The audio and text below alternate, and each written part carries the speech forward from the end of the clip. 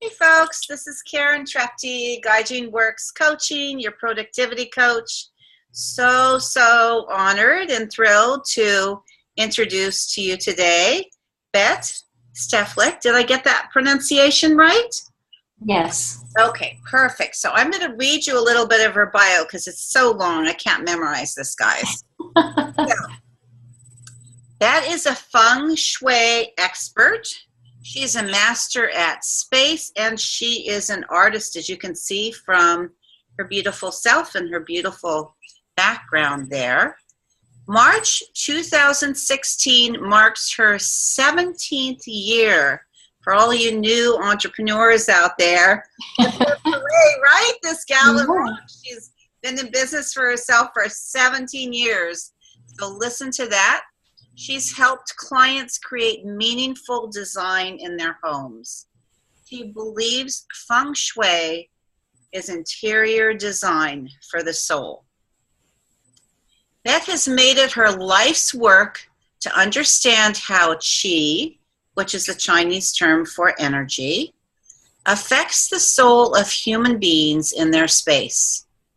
In her consulting practice, Your House is Talking, Bette takes your floor plan and your narrative and weaves together the story of your home and what it says about you. Then she brings together the elements of color, design, and Feng Shui wisdom to help you arrange your space so it serves your highest potential. Now, those of you on here who have been following me for a while might know I even have a Feng Shui time management online course, and that I grew up in Japan and that I love Feng Shui, although I do not have even 1/1000th of the knowledge that Bette has about Feng Shui. I'm just someone who enjoys learning. So welcome, Bette. Really happy to have you here. I'm so happy to be here too. What a nice connection to have. You in sunny California and me in wet Oregon. Well, we've been lucky. We've gotten some rain here too, so it's great. Really great. We need the water. Yeah. So I understand that Feng Shui has been around for thousands of years. And when the wind blows gently, these are her words, not mine, guys. And the water is clear, it's poetry already, and bright, it creates good fortune. How would that look in our homes today? Well, you know, Karen, that it really hasn't changed. It's still the same. We still want to draw in this beautiful winds and beautiful water that's crystal and bright around our home. However, folks are living in apartments, and they're living in townhouses, they're living in condominiums, they're building homes that are taking up the whole property, you know, if they're on a 50 by 100 lot. I still work with clients who have some acreage. So what I do is that I help them bring the outside in.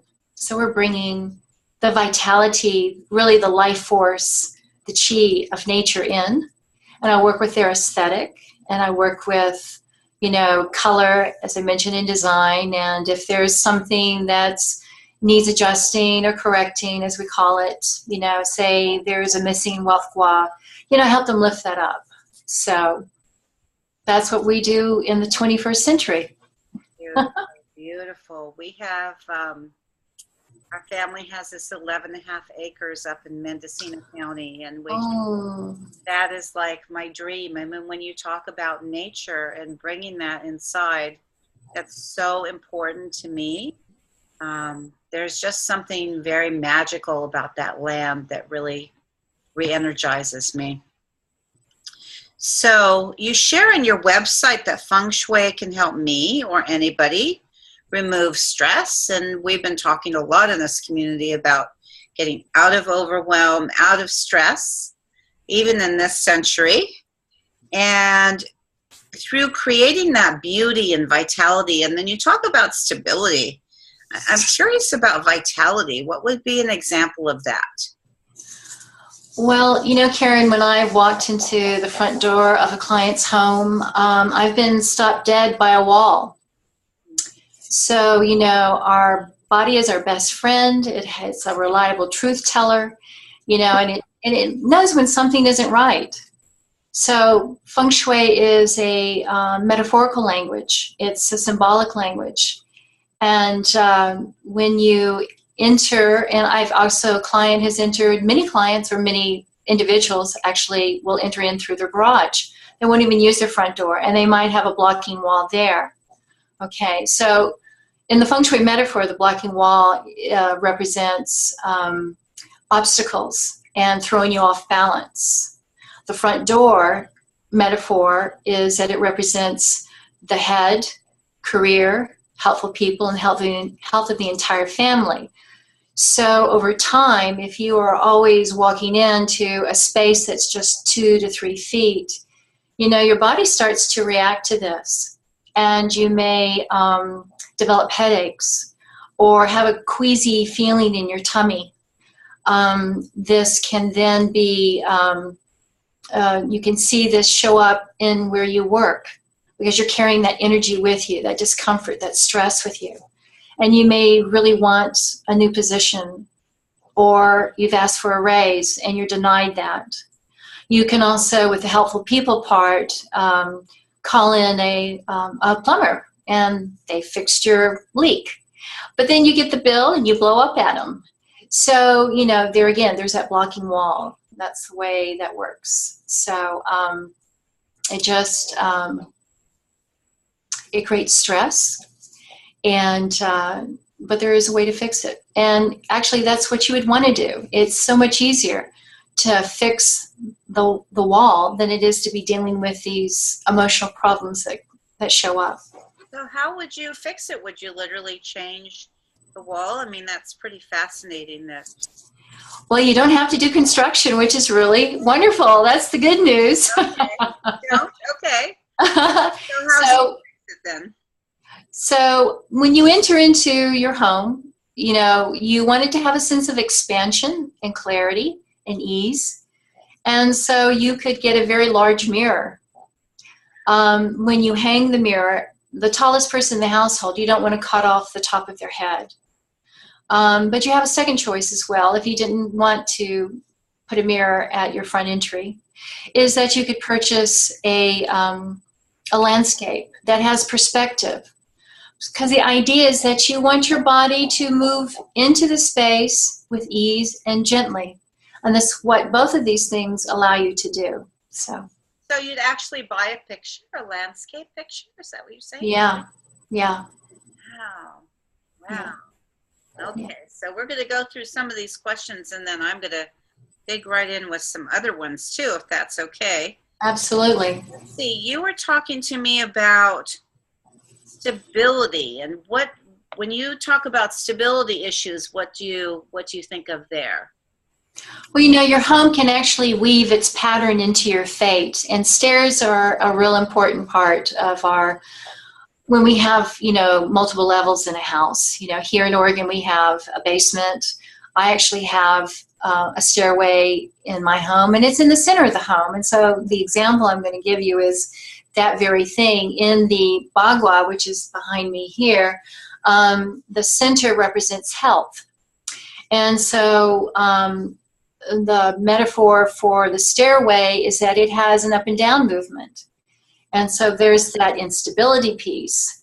And so how do you stabilize that? Well, I'll explain a little further how it manifests. And so it affects your health, and it also affects your wealth. Because you may actually have, sorry to interrupt you, but is that actually having stairs in your home that affect your health and your wealth? Well, it is just in the center. Okay.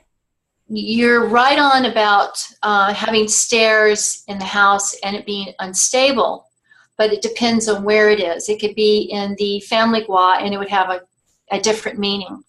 It could be in the wealth gua and have a different meaning affecting your wealth. But as it's in the center, it affects your body along the midline. what you may find is that you didn't have a problem before you moved in, and you develop some, unexpected illness that takes you to the doctor, and it becomes prolonged, and they can't figure it out. So there you are taking time from work, and that's affecting your finances. So, because you have to take time from work, and it's more critical if you are an entrepreneur. Even if you work for someone, over a time, there's so many sick leave days that you can take. So anyway, there is a fix for that, and a Feng Shui fix. So I'll go ahead and share what that is. So we're going to lift the energy up. And what you would do is get a beautiful crystal, faceted crystal. Swarovski makes those. Good size is like a 40 millimeter. I wouldn't go any smaller. And you're going to program this crystal. And so it has lead in it, and it's faceted, so it's spherical. And it casts, this universal light that you've programmed it with, and you're going to hang it at the top of your stairs. And what it does is that it lifts the energy up for you. That's a transcendental piece of this school. So there's so much to learn about Feng Shui, and you talk about, beauty is something everybody wants in their home, right? Yeah. How does that work? The Feng Shui design seems so much deeper than that. So. Oh, yeah. Yeah, go ahead. Well, actually, I do have a very simple yet elegant cure I want to share with you. I think you'll really enjoy, and those who are listening. But first, I want to read a quote from Greg Braden. And you may know Greg Braden. Is he a Hay House author? It's his name. He's a Hay House author. He's written a number of books. The God Code is one that I'm most familiar with. He also is affiliated with HeartMath, and HeartMath is in Seattle, and what they do is that they believe that the way in which you can change someone's opinion about something is not through their intellect, but through their heart. And so when you connect to them through their heart, they're very likely to listen to you. So here's what Greg says, and I love the synchronicity of finding this after I develop my 3 attributes, which we are talking about now, which is, vitality, stability, and beauty. So recent discoveries in Western science now add to a growing body of evidence suggesting beauty is a transformational power.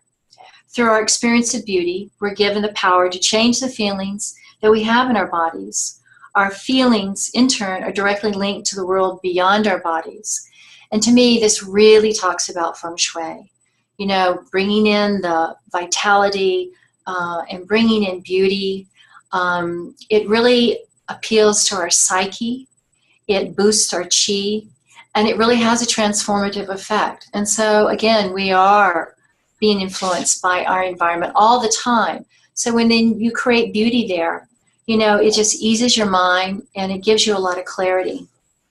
So now what I want you to do is you can close your eyes or you can leave them open, but I want you to walk to your front door. And this is, the front door is the mouth of chi.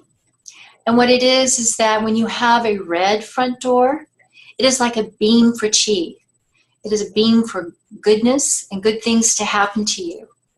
And so why you want to paint your front door red is because it attracts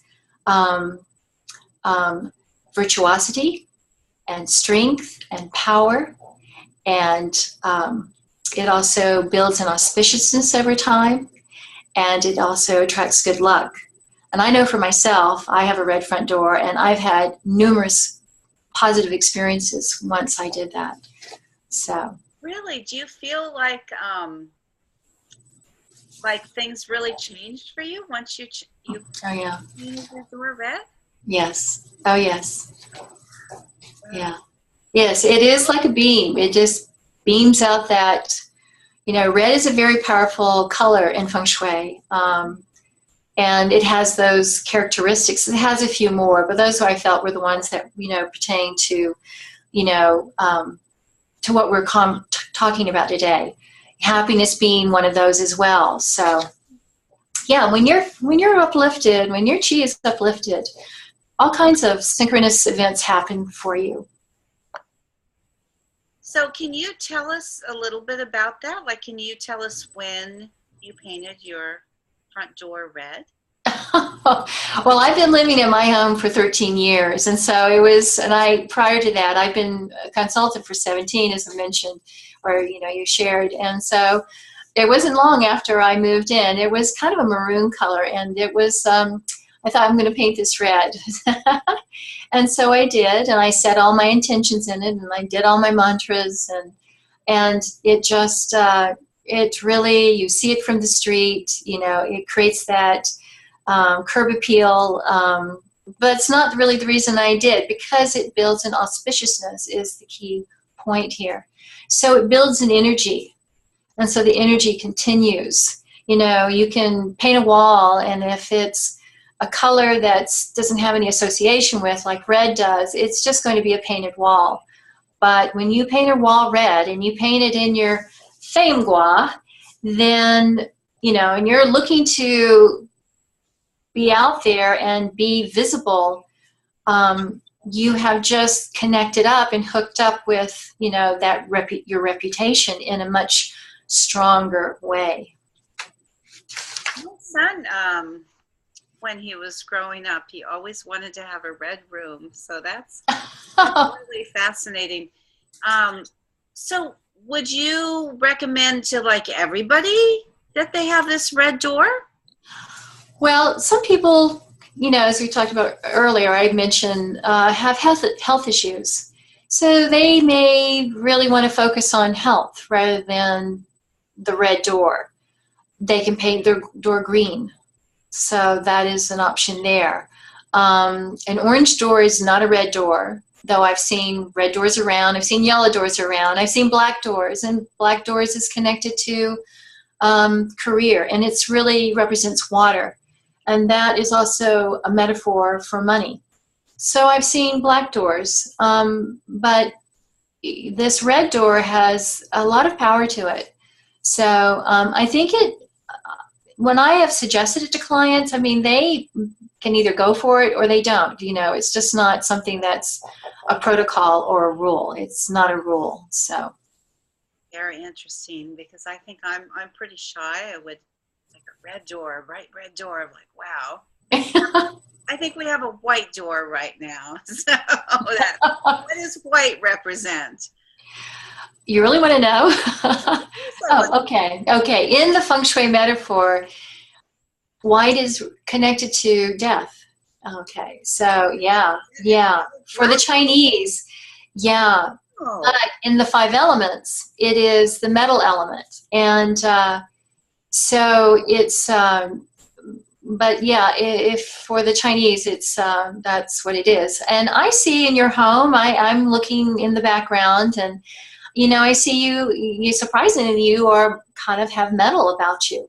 So, you're really refined and you're streamlined, and you've got in your face, you have metal features. They're very balanced and refined as well. So I think you are a refined person. And so this gray is also a metal color. And, I can see that the white would be comfortable for you. However, you're wearing this beautiful, rich, purplish red top, and that shows a little fire there. Yeah. So who knows? So yeah, you can try it. You can always paint it back to white. My husband, see what he thinks. So how about if someone else feels a little shy, like I do, about painting their front door red? What else could we do on a smaller level, or something that's, maybe a different beginning? And I do love this color. Purple's like my favorite color. So yeah. What you could do is you could bring potted plants to your front entry. Okay. And if you don't have them, you're bringing energy to the front entry. If you don't have, and the potted plants, again, I would go back then to the red, because then you've got a splash of color. Okay. I would be comfortable with that. So I could get, instead of painting my door red, I could actually, and my husband loves to garden, and we have a beautiful front where he just planted flower seeds just before the rain came down and everything. And we have fruit trees. I mean, even in our little suburban plot, we are gardeners, really, I guess, at heart. So we've got lots of fruit trees. We have chickens. So I could bring like a potted plant with red something or other. I'll have to go look. I know my fruit trees, but I don't know my flowers well. So. Oh, okay. So you could get a green potted plant if you wanted to use your color spots. We kind of refer to them as your annuals, as color spots. You know, so the season up here is a little different than in California. You could do zinnias, you could do carnations. There's something somewhat like a pansy, but it's not a pansy, that you could do as color. These have a shelf life in a sense, so you'll be changing those out seasonally. So right now with your early spring, you would introduce those. And I would also suggest putting in something that is a perennial. So you might think about bamboo. Bamboo is very auspicious.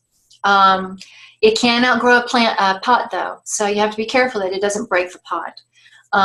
So you want to look at certain species and see what ones that don't do that. There are some that can just outgrow their pots. As you know, they grow quite tall. Now, do you have a couple of stairs leading up to the front door? We do. Okay, I so was thinking about those. Those are bricks. Oh, lovely. So they might be even red. Yes. So Yeah. and I do want to tell our audience too, I'm having such fun just chatting with Bette here. So in with us, and I'm hoping you're really getting some great value out of this and tips for yourself. And maybe you'll be bold if you do paint your door red. Please shoot us pictures. I want to see. Yeah. So I do want to say, as a cautionary note, though, I know that if you plant bamboo in the ground, it can really take over like a weed. So be careful about where you put your bamboo, because it is very prolific. Yes. Yeah. So that's why I was mentioning the pot. Right. So then it's contained. Right. There are some shorter varieties. There's Nandina, which is a form of, it's not bamboo, but it's a type of, it looks a little bit like bamboo. But there are other perennials that you can add to this colorful pot that you have created. And you could do two on either side of the front door, and that will bring energy in. Maybe you already have lighting. Do you have electrical lights leading up to the front? That's another way. We do, and I always love, and sometimes we leave our Christmas lights up much better than Christmas, because I just love that. Those bright lights twinkling in the dark. So Yeah. So you're already doing your Feng Shui. Yeah. Okay. Yeah, you are. So let's talk about for a bit. We're talking to a lot of entrepreneurs here. Now, what if someone wants to bring, say, prosperity into their office space? I think a lot of online business owners have smaller or larger, offices that they work out of. What can they do there? When you enter into the office, if you have a splash of red opposite you, it actually stabilizes your chi. It lifts your energy. And so that would be something to do. Here's that red again, because of all the meaning that it has. Virtuosity, it builds your reputation. It's a happy color. It's an auspicious color, which, means good fortune. It also means good luck. So, there is, again, in the Bagua, a specific place to put red, but you could just put it opposite as you enter into the door. So wherever your office is, you come in, that's my door right there, just on the other side. Okay. Yeah. But, some people have painted their wall red. Now, some people work in a cubicle. If they are an entrepreneur, they don't have to concern themselves. So here again, it's like, you want to take that bold step. Do you want to paint your wall red? And that's an idea. Yeah. I did consult with a client recently, and that's what we did for him. He had a lot of health issues, but we painted his wall red, and it just lifted the chi. It's an older building, and his desk was out of command. We put it in command as best we could. I mean, we still in the door wall, but that red wall just really, and he's had such success afterwards.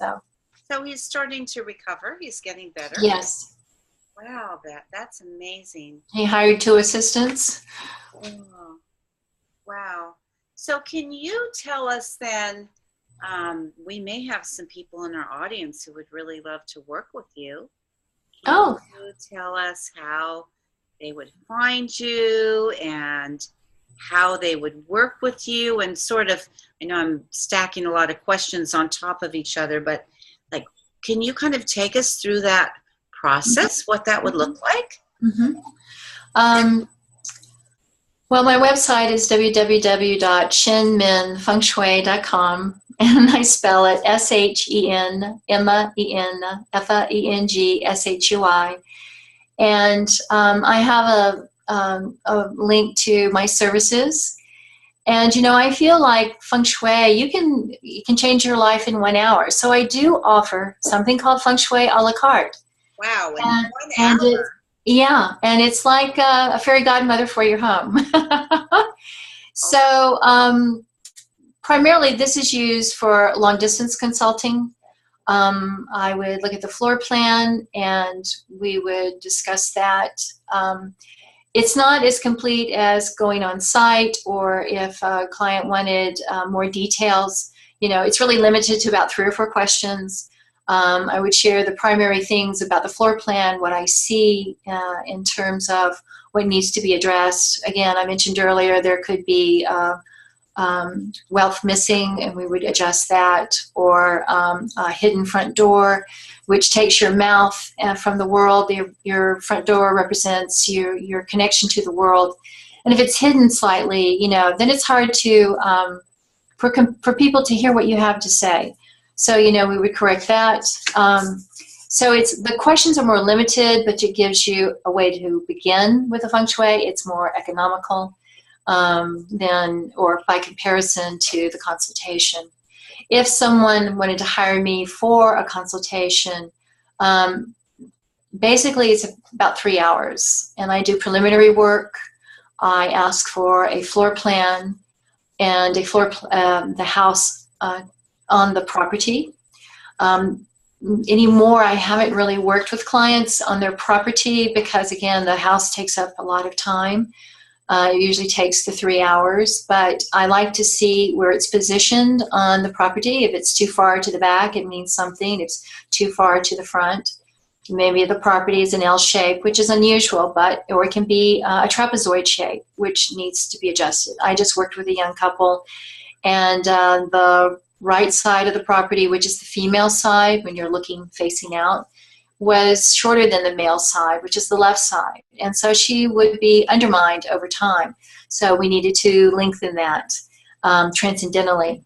So 2 hours on site generally, but if I'm doing ceremony or if I'm helping a client, if they're adding on a color consultation or a home office, then I add more time to that.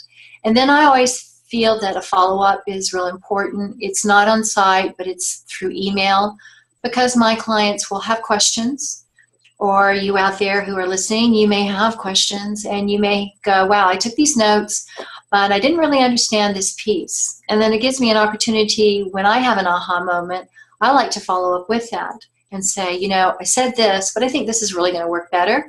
And here are some resources. Here's where you can find those crystals. Here's where you can get that water feature, or, that convex mirror that takes care of drawing in all the wealth from all kinds of sources. And so, it's so fascinating. I mean, how long now you're a Feng Shui master, right? So how long did you need to study even to just begin to learn all of this? Well, my training, I've had 8 years of training.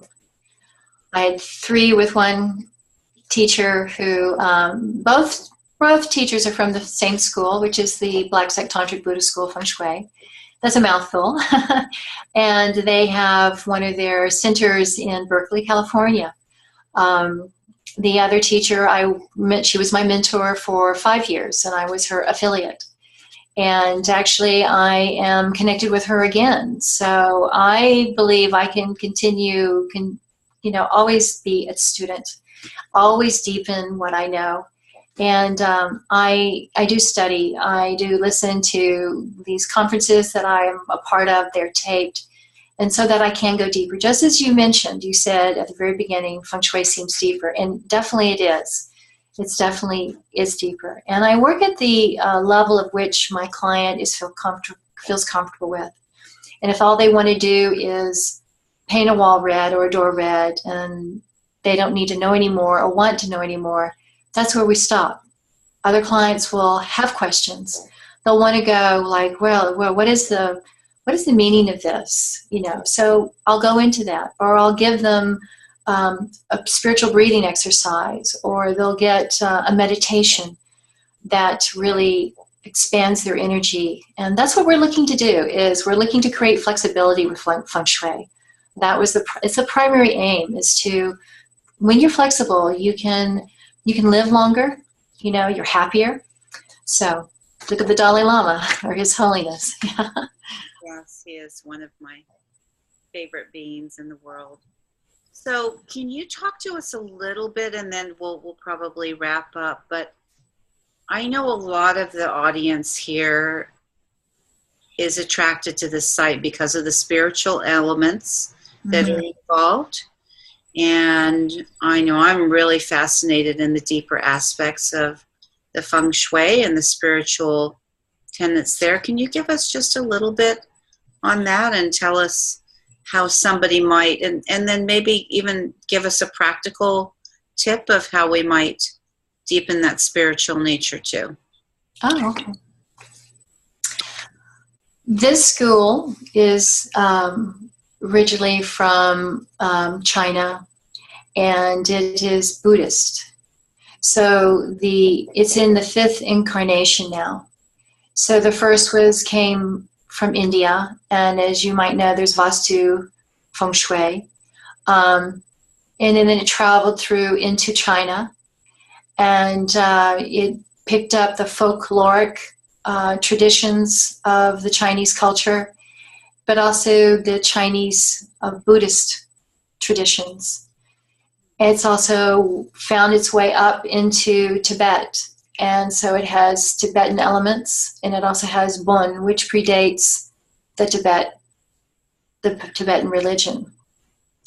So then Professor Lin combined all of these and created this Black Sect Tantric Buddhist School of Feng Shui.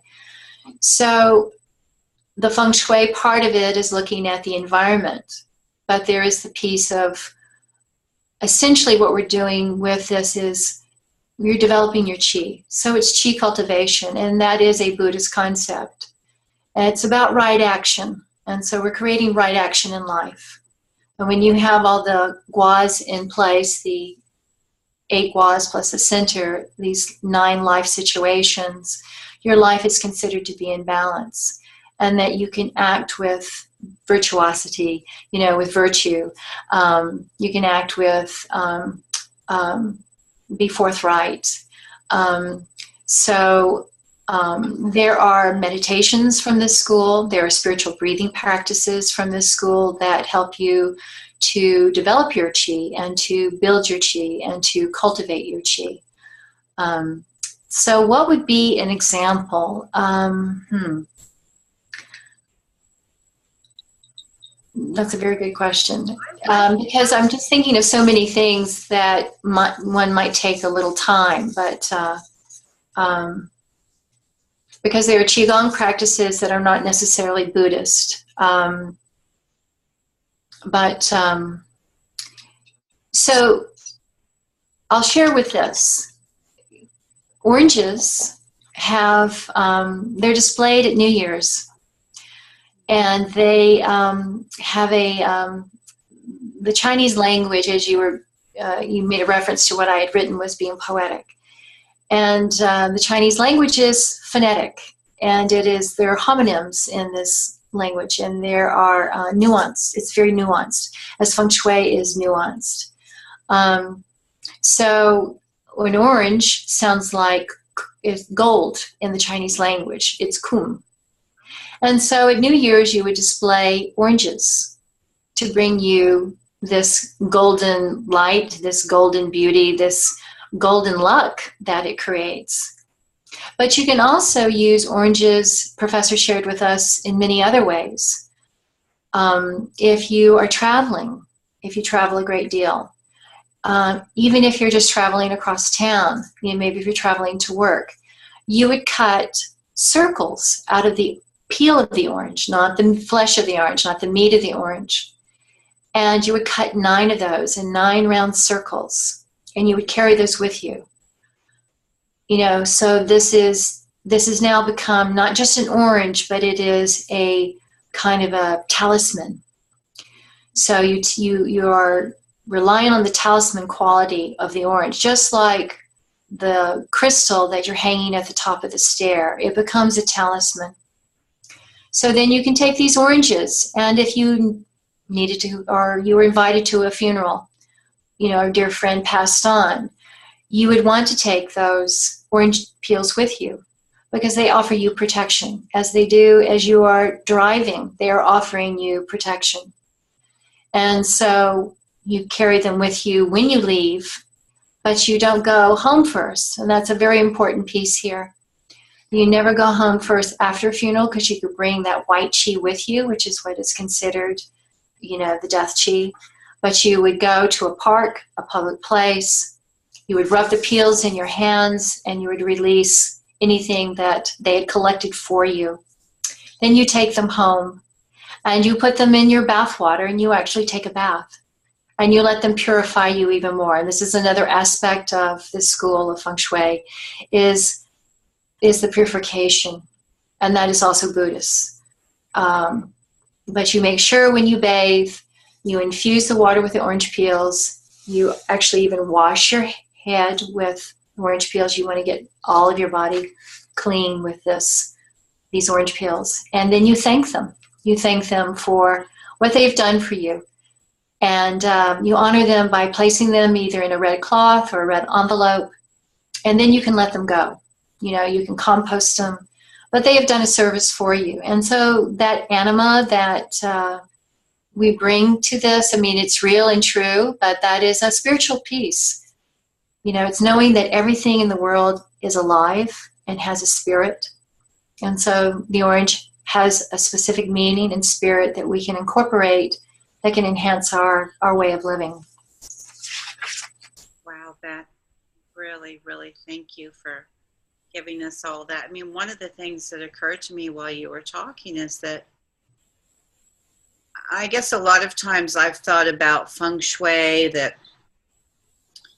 for someone to hire someone like that, it's going to cost a lot of money and be very expensive. But then I think back to Buddhism and to those different homes. We're not always talking about extremely opulent homes. So there are a lot of economical ways to just bring in this beauty of Feng Shui into our home, just like you were so kind to share with me about putting a plant on my, doorstep. That's within my means, right? Yes. So are there any other economical things that you can think of for our audience? And then we are definitely going to wrap this up. Okay. Actually, I think what's really important is there are 3 places in your home that there are 3 design features that have a huge influence on your energy and your sense of well-being.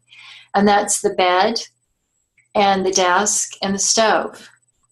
And what you want to do is, actually spend a third of your life in your bed.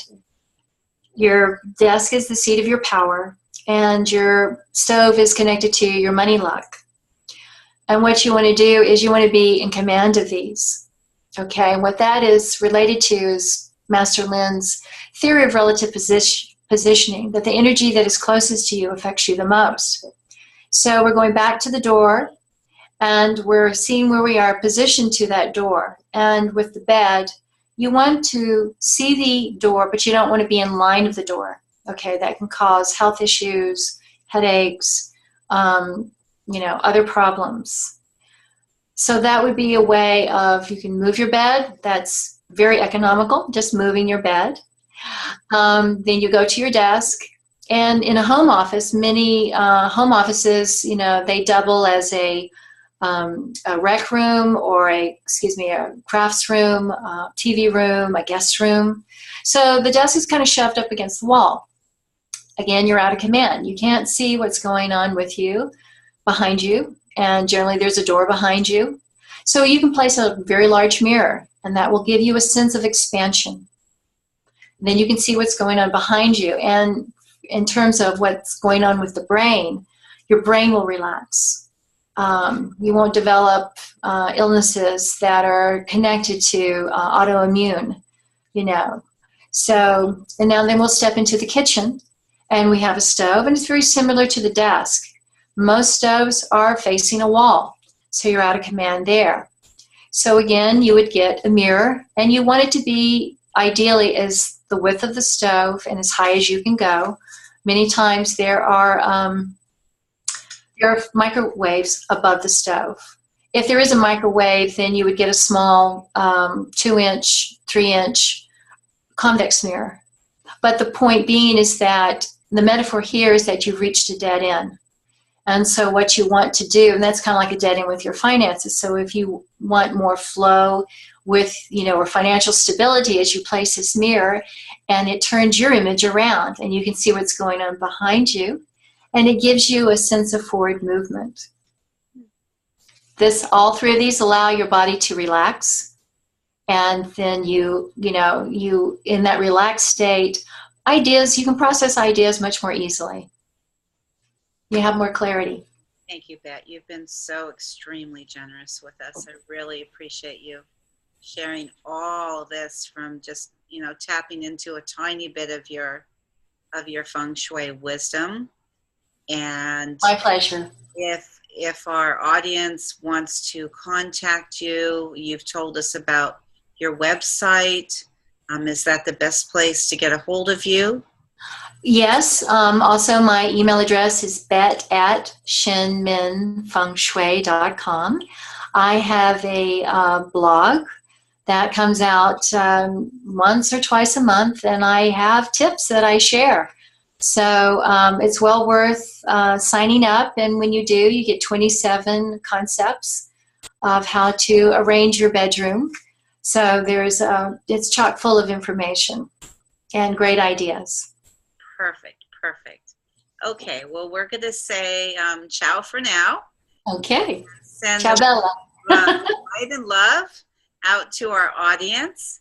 And again, this is Karen Trepty, Gaijin Works Coaching, and fascinating discussion with Bette Steflik today. So thanks so much for coming on, Bette. Oh, thank you, Karen. It's a real pleasure.